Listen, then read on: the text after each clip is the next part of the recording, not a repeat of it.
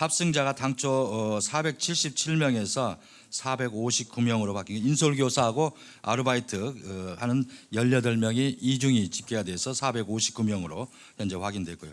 구조인원 368명에서 164명으로 차이가 나는 것은 그 후송선이 있었는데 그것이 집계가 추가됐고 어선 등 구조된 자가 추가돼가지고 중복 계산된 걸로 이렇게 현재까지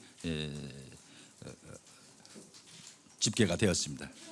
탑승이 459명, 구조가 164, 사망이 2. 그래서 현재로 실종 가능성이 293명으로 이렇게 보고 있습니다. 탐색을 하기 위해서 수중 수색은 잠수요원 160명, 해경 118명, 해군 42명 동원해서 생존자 확인을 위한 수색을 실시하고 있고요. 해상에는 함정 해경 55척, 해군 17척, 함정 72척하고 기타 선박 15척을 동원해서 해상 수색을 하고 있고요. 그다음에 항공기 18대를 동원해서 항공 수색을 하고 있습니다. 또 선사 측에서는 민간 구조업체를 동원해서 계속 탐색을 할 계획입니다. 자, 이번에는 목포해양경찰청에 나가 있는 김윤 기자 한번 연결해 보겠습니다. 김윤 기자, 추가 구조 소식 들어온 게 있습니까?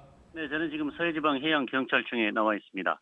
선체에는 상당수가 갇혀 있을 가능성이 조심스럽게 제기되고 있는 상황입니다. 해경은 현장에 해경 함정과 해군, 민간 선박 148척과 항공기 15대를 투입해 구조 작업을 벌이고 있습니다. 해경은 오늘 오후 1시 침몰된 세월호 선체 안으로 특공대 6명을 투입했지만 강한 조류로 수색에는 실패했습니다.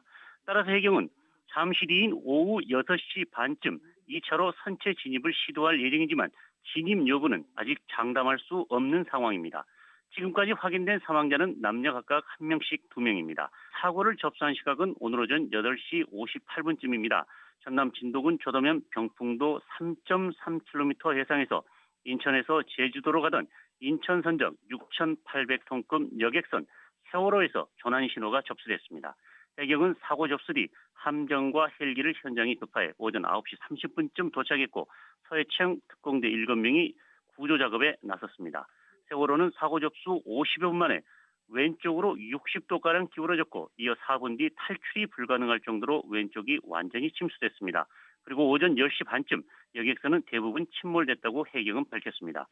해경은 구조 작업이 진행 중이라며 사고 원인을 밝히고 있지는 않지만 자초와 항해 부주의 등 다양한 가능성에 염두를 두고 조사를 벌이고 있습니다. 지금까지 서해지방해양경찰청에서 MBC 뉴스 김윤입니다. 이후의 수색 작업, 구조 작업은 어떻게 진행이 됩니까? 네, 얼마 남지 않았는데요. 오후 5시부터 본격적으로 수심이 얕은 지역부터 수색과 실종자 구조 작업을 시작할 예정입니다. 네. 미 해군 상륙 강습함인 보넌 리차드호도 이제 신속하게 현장에 투입됐는데요. 네. 국방부도 고속함과 고속정 등 함정 23척을 급파해서 또 특전사 등 대원 300여 명을 투입해서 해경과 합동으로 탐색을 할 예정입니다. 침몰한 세월호의 자체 구명정은 없는 것이냐? 그 부분에 대해서 현재 확인 중인데요. 네. 일정 수준 이상의 여객선은 반드시 구명정이 구비되어야 되는 걸로 알고 있습니다. 이 부분에 대해서도 확인을 하고 있으니까요. 확인되는 대로 전해드리겠습니다. 예. 또 수사 인력 30여 명을 투입해서 항로 궤적 등을 확인할 수 있는 해상교통관제센터를 확인한 결과요. 여객선이 사고 30분 전 운항 속도 19노트에서 사고 시각으로 알려진 오전 8시 52분쯤 8노트로 급속히 그러니까 속도를 감속한 사실도 확인했습니다. 예. 세월호의 항로에 대해서 통상 항로와 비슷하지만 그러니까 백길에서는 크게 벗어나지 않았는데요. 하지만 당시 안개등이 이제 짙게 꼈다는 점을 고려해 봤을 때 암초를 피하지 못했다는 추측도 우세한 걸로 제기되고 있습니다. 예. 또 선박의 침수가 시작됐다면 사고 선박에서 직접 신고가 있어야 할 텐데요. 이번 사건의 경우에 배에 탑승해 있었던 학생이 부모에게 전화하면서 조난 신고가 된 걸로 전해지고 있거든요. 실제로 3,000톤급 이상 화물선이나 국제 여객선에는 항공기 블랙박스처럼 선박 항해 기록 장치 VDR이라는 장치가 설치되어 있습니다. 그런데 이번에 사고가 난 세월호에는 안타깝게도 연안 여객선이라서 이 장비가 없는 걸로 알려졌습니다. 진도 해상에서 침몰한 여객선 세월호는 현재 뱃머리를 제외한 선체 전체가 뒤집힌 채 바다 속에 가라앉아 있습니다. 좌초에서부터 침몰까지 김정인 기자가 전해드립니다. 오전 8시 52분 전남 진도군 조도면의 병풍도 북쪽 3km 해상 바다 한가운데 여객선 선체가 좌초됐다는 신고가 들어왔습니다. 해양경찰 헬기가 사고 현장에 도착한 것은 신고 접수 30분 뒤 세월호는 이미 왼쪽으로 기울어져 서서히 가라앉기 시작했습니다. 승객 10여 명이 기울어진 선체 옆 창문으로 필사의 탈출을 감행합니다. 신발도 챙겨 신지 못하고 겨우 빠져나온 학생은 기울어진 배 옆면에 올라앉아 있습니다. 구조대원의 손에 매달려 헬기 구조가 시작됐습니다. 곧이어 인근에 있던 어선이 도착하고 해군과 해경의 구조선들도 속속 현장에 도착했습니다. 떨어지지 않으려고 철제 난간에 힘겹게 매달려 있는 승객들, 온 힘을 다해 구조선을 기다리는 사람들의 모습이 처절합니다. 사고 발생 1시간 반이 지난 10시 20분쯤 배는 기울어져 푸른색 배 밑바닥을 드러내기 시작했습니다. 이런 상황에서도 삶과 죽음을 넘나드는 탈출은 계속됐습니다. 민간 어선과 해경 구조정으로 학생들이 옮겨 타고 가라앉는 배 위에서는 승객들이 구조를 기다리고 있습니다. 서서히 기울어지는 배 아래서는 몸이 바다에 빠져 난간에 매달려 있던 학생들이 구조됩니다. 오전 10시 40분쯤 세월호의 선상은 완전히 모습을 감췄고 더 이상 기다릴 수 없는 승객들은 황급히 바다로 뛰어들었습니다. 이미 완전히 뒤집힌 세월호 밑바닥에서는 선내 공기가 빠져나오는 물보라가 일어났고 사고가 발생한 지 2시간여 만에 선두만 남긴 채 세월호는 수심 37m 바닷속으로 가라앉았습니다. 사고 당시에 긴박했던 순간을 박성원 기자가 화면으로 재구성했습니다. 사고 직전 관매도 인근 해역에는 초속 3, 4m의 바람이 불고 있었고 파고는 0.5m로 비교적 잔잔한 편이었습니다. 오전 8시 50분쯤 쿵 하는 소리와 함께 세월호가 갑자기 왼쪽으로 기울기 시작합니다. 즉시 119에 신고가 접수됐고 해경과 해군의 비상 상황이 전파됐습니다. 9시 28분 소방 헬기가 사고 해역에 급파됐고 소방정등이 투입되면서 본격적인 구조 작업이 시작됐습니다. 구조가 계속되는 동안에도 선체는 점차 기울어져 10시 20분쯤 왼쪽으로 완전히 누워버렸습니다. 이 때문에 승객들은 선체의 측면으로 나와 난간이나 기둥을 붙잡고 버티면서 애타게 구조를 기다렸습니다. 그 사이 배는 점점 뒤집어지면서 사고 발생 2시간 30분 만인 오전 11시 20분 뱃머리 바닥 일부만 남긴 채 침몰했습니다. 자, 그렇다면 선체 안에 남아있을 것으로 추정되는 실종자들의 수색 작업은 어떻게 진행될까요? 이어서 김세로 기자입니다. 수중 구조 작업은 생존자들이 남아있을 가능성이 높은 선체 부근을 탐색하는 것으로 시작됩니다. 대낮에도 수중 시야는 20cm에 불과해 생존자 탐색은 대부분 청각과 촉각에 의지해야 합니다. 선체 객실 외벽의 유리창을 살피거나 두드려서 생존자의 반응이 있으면 문을 부수고 구조 작업에 돌입하고 없으면 다음 지역으로 이동하는 방식입니다. 구조대들은 여러 팀으로 나뉘어 선체의 각 부분을 동시에 탐색하게 되는데 해가 지면 수중 탐색은 그만큼 어려워집니다. 선체 내부로 진입할 경우 생존자가 모여있을 가능성이 높은 대형 객실이나 식당을 먼저 탐색합니다. 세월호 탑승자 가운데 280여 명에 가까운 승객들의 생사는 여전히 확인이 되지 않고 있습니다. 세월호는 사고가 난 뒤 3, 40분 만에 옆으로 완전히 기울어졌습니다. 이 시간 동안 승객들은 빠른 속도로 차오르는 물을 피하며 기울어진 복도를 통해 탈출에 안간힘을 썼을 것으로 보입니다. 승객들 대부분은 객실에서 나와 갑판으로 몸을 피하려 했을 것으로 보입니다. 그러나 선체 곳곳이 물에 잠기면서 탈출을 포기하고 다시 객실로 돌아간 승객들도 상당수 있을 가능성이 있습니다. 3, 4층에 있는 식당이나 매점, 오락실에 있던 승객들 일부는 그나마 공기가 있는 비상 통로를 따라 대피를 시도했을 수 있습니다. 하지만 배가 기울면서 동시에 정전이 된 것으로 알려져 일부 실종자는 시야를 확보하지 못하고 탈출 도중 선내에 갇혔을 것으로 추측됩니다. 일부에선 세월호가 국내 최대 규모의 여객선인 만큼 배에 갇힌 승객들이 숨쉴 공기가 확보된 공간이 상대적으로 많을 것이라는 데 기대를 걸고 있습니다. 마지막으로 실종자들이 있을 가능성이 있는 곳은 바로 바다입니다. 일찍 대피에 나선 승객들 가운데 바다에 뛰어들었다가 아직도 발견되지 못한 사람들이 있을 수 있습니다. 해난구조대가 구조 작업을 벌이고 있지만 낮에도 뿌연 물 속에서 실종자 찾기가 쉽지 않았던 만큼 구명조끼나 부유물에 의지한 실종자들이 해역에 남아있을 가능성이 있습니다. 구조된 승객들은 대부분 객실 밖으로 빠져나와 갑판과 바다 위에서 구해진 것으로 알려졌습니다. 그렇지만 280여 명의 승객들이 여전히 실종 상태인데요. 어떻게 이런 대형 참사가 일어날 수 있었는지 노경진 기자가 보도합니다. 쿵 소리가 나며 순식간에 기울어진 세월호. 객실 안에서 넘어지고 부딪히며 혼란이 극에 달한 승객들은 안내 방송에 의지할 수밖에 없었습니다.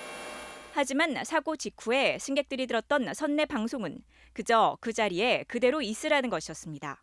물은 급격하게 차오르기 시작했고 일부 승객들은 도저히 안에 있을 수 없어 구조조끼를 입자마자 밖으로 빠져나왔습니다. 그제서야 안내 방송도 배 밖으로 뛰어내리라고 알렸지만 뒤늦게 객실을 빠져나오기엔 배가 너무 많이 가라앉은 상태에서 탈출할 수 있는 문도 몇 개 남아있지 않았습니다. 배가 넘어가고 안에 못 나왔어. 그래서 안에 좀 사람이 많이 있을 것 같다는 말씀이시죠? 예, 그렇죠. 많은 승객들이 모여 있었던 식당과 매점, 오락실 등은 주로 3층에 위치했는데 배가 뒤집히면서 모두 천장과 바닥이 바뀐 채 물에 잠겼습니다. 여기에 사고 직후 선내는 정전됐을 것으로 추정돼 상당수 승객들이 어둡고 좁은 통로를 빠져나오기는 힘들었을 것으로 보입니다.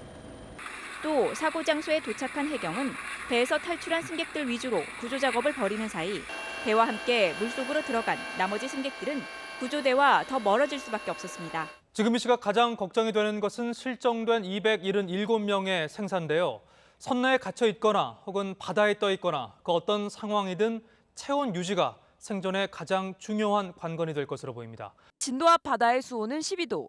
같은 온도의 물에 10분간만 손을 담그고 있어도 푸른 빛으로 나타나던 손 부위 열은 빛을 내지 않게 됩니다. 체온이 32도까지 떨어지면 숨쉬기가 어렵고 심장 발작이 나타나면서 생존에 위협이 됩니다. 하지만 32도로 떨어질 때까지는 몸을 떨면서 열을 새로 만들어낼 수 있습니다. 특히 근육량이 비교적 많은 청소년이라면 열을 생산하는 데 훨씬 유리합니다. 함께 모여 있다면 생존 가능성이 크게 높아집니다. 하지만 10도 정도의 물에 빠졌을 때 1시간만 지나도 사망자가 나오기 시작하는 만큼 빠른 구조가 절실합니다. 포 한국병원에는 사망자들의 시신이 안치돼 있고 그리고 부상자들도 속속 도착하고 있습니다. 병원에 MBC의 중계차가 나가 있습니다. 현장 연결해 보겠습니다. 이곳 병원 영안실에는 이번 사고로 숨진 4명의 사망자 시신이 안치돼 있습니다. 얼마 전 이송된 2명의 사망자는 모두 수학여행에 갔던 고등학생들로 최종 확인됐습니다. 이 병원으로 옮겨진 18명의 부상자들은 현재 치료를 받으며 안정을 취하고 있는데요. 여전히 사고 당시 상황을 떠올리며 정신적 충격이 휩싸여 있습니다. 지금 진도 팽목항에는 실종자 가족들이 모여서 자녀들이 무사히 돌아오기만을 기다리고 있습니다. 네, 저는 지금 진도 팽목항에 나와 있습니다. 지금 이곳 진도 팽목항에는 실종자 가족들이 추위에 떨며 추위와 싸우며 실종된 자녀들이 무사히 돌아오기만을 간절히 기원하고 있습니다. 사고 선박에 탑승한 인원 그리고 구조 인원 등 계속해서 잘못된 정보가 발표되고 있고 인원도 계속 오락가락 하고 있다며 정확한 정보를 요구하고 있습니다. 추가 구조자가 돌아오기를 간절히 기원하고 있습니다. 세월호 침몰 사고 일주일, 사망자 수가 100명을 넘어섰습니다. 특히 오전 정조 시간대에 집중적인 수색을 벌이면서 사망자가 많이 발견됐습니다. 오혜정 기자가 보도합니다. 세월호 침몰 사고 사망자 수가 100명을 넘어섰습니다. 오전 8시 13분, 밀물이 썰물로 바뀌면서 유속이 느려지는 정조 시간대가 돌아오자 민관군 합동구조팀의 집중 수색이 재개됐습니다. 잠수팀은 세월호 객실 유리창 20곳 이상을 깨뜨리고 유도선을 연결해 수색에 나섰고 1시간 사이에 시신 17구를 발견했습니다. 희생자들은 배안 3층에 마련된 공동 휴게실과 4층 배 꼬리 부분에 있던 객실에서 주로 발견됐습니다. 사고가 아침 식사 시간에 발생한 만큼 3층 식당에 실종자가 가장 많을 것으로 예상되지만 진입이 쉽지 않은 상황입니다. 구조 활동에는 함정 239척과 잠수요원 700여 명이 투입됐습니다. 선체 수색과 함께 합동구조팀은 저인망 어선 8척을 띄워 해상 수색도 함께 진행하고 있습니다. 사고 해역에 배를 타고 나가 있는 취재기자 불러보겠습니다. 박소희 기자 전해주십시오.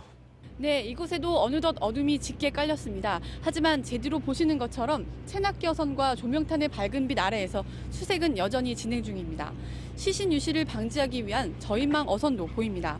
이렇게 밤낮 없는 수색에도 불구하고 아직까지 남아있는 실종자는 180여 명에 달하는 상황인데요.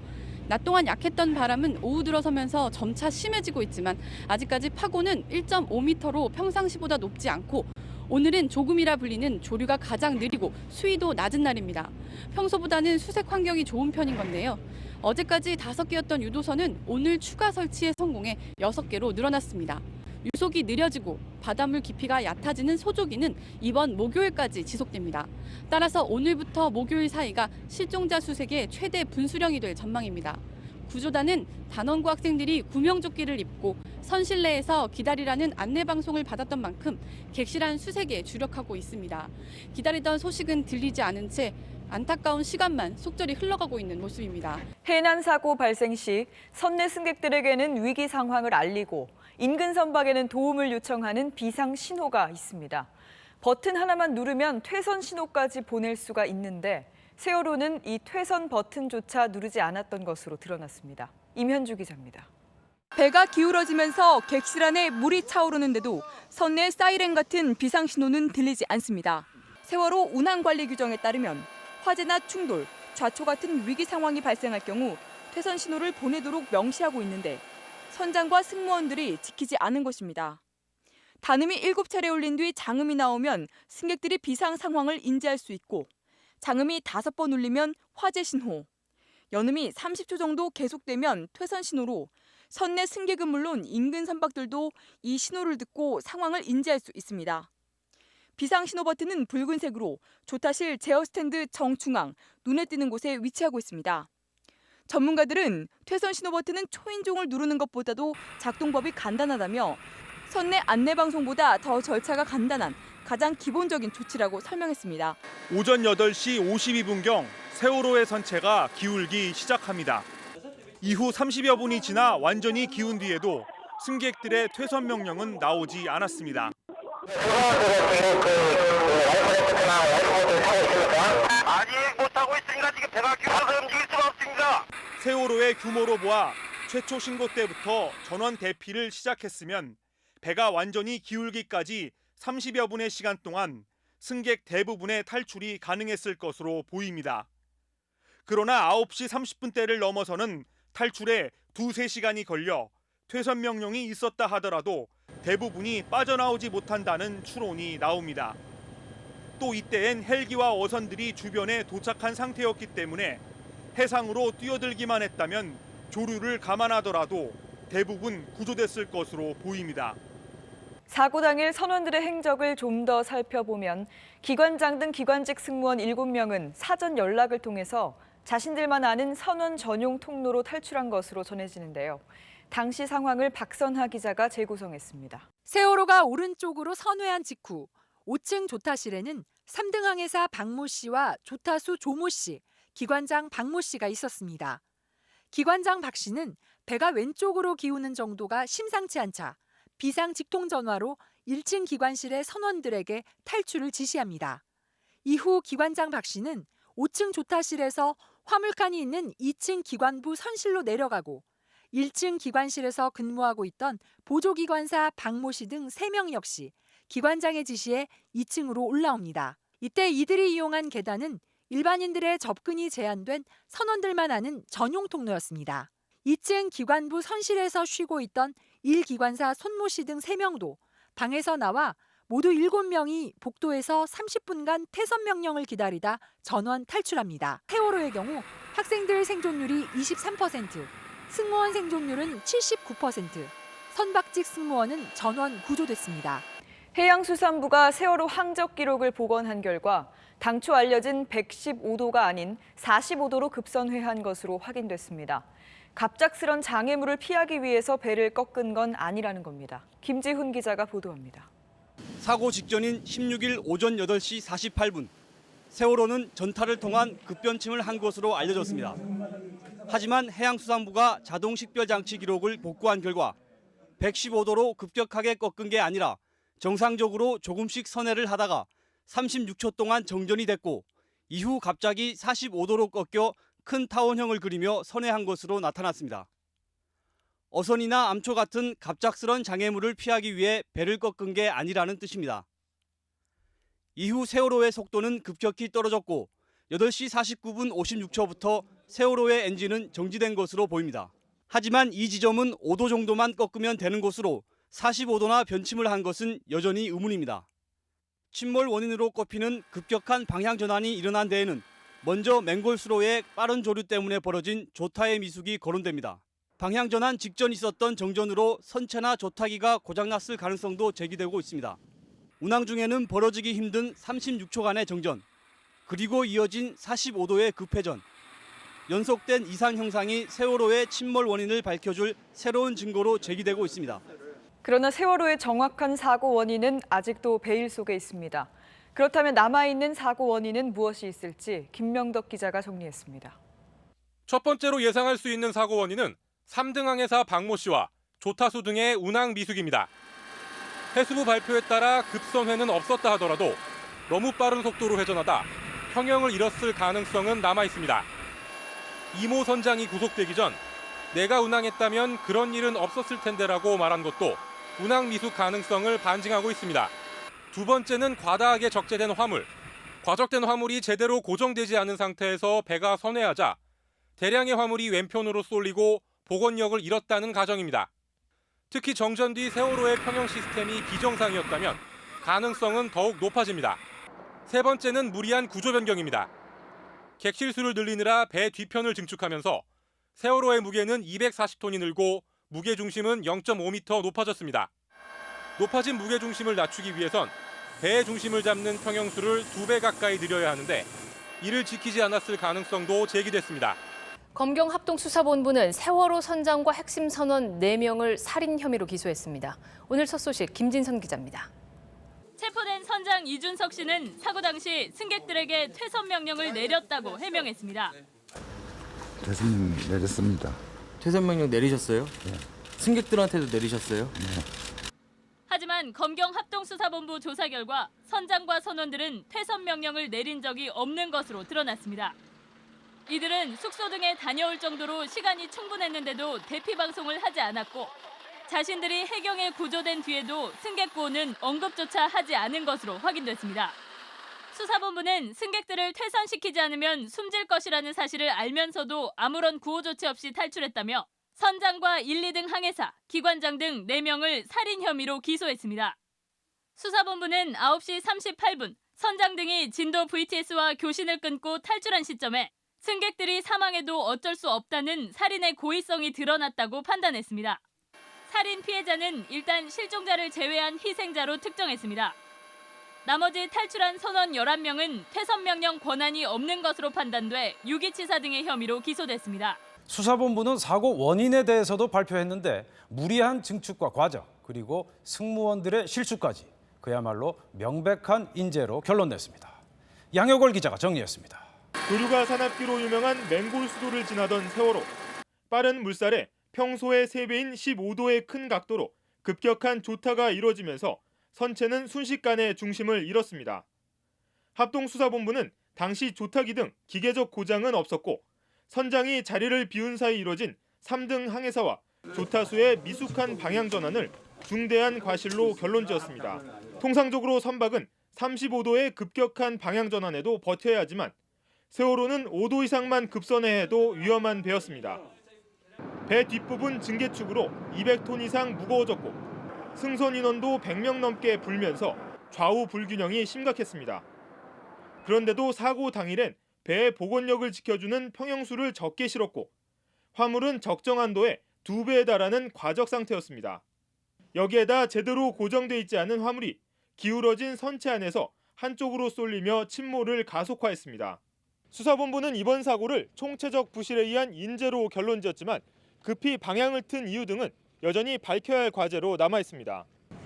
대책본부는 일단 발견되지 않은 실종자 대부분이 배 안에 있을 걸로 보고 있습니다. 특히 1차 수색 결과 180여 명의 실종자가 4층에서 발견됨에 따라 남아있는 실종자 절반가량인 학생들이 4층 선수와 선미 쪽에 있을 가능성이 크다고 보고 4층 수색에 집중하기로 했습니다. 또 일반 승객들은 5층 통로, 3층 식당 등에 있을 걸로 보고 있습니다. 하지만 유실 가능성은 여전히 제기되고 있습니다. 유실물이 사고 현장에서 70km나 떨어진 곳에서 발견되자 정부는 항공 수색 범위를 80여 킬로미터로 늘렸습니다. 실종자 유실 방지를 위해 투입한 표류 부위가 추자도 동쪽 35km 지점까지 떠내려가기도 했습니다. 한편 사고대책본부는 배 안의 장애물 제거를 위해 선체 외판 일부를 절단하는 방법을 검토하고 있으며 수색 장기화에 대비해 실종자 가족들을 위한 조립식 주택을 설치하기로 했습니다.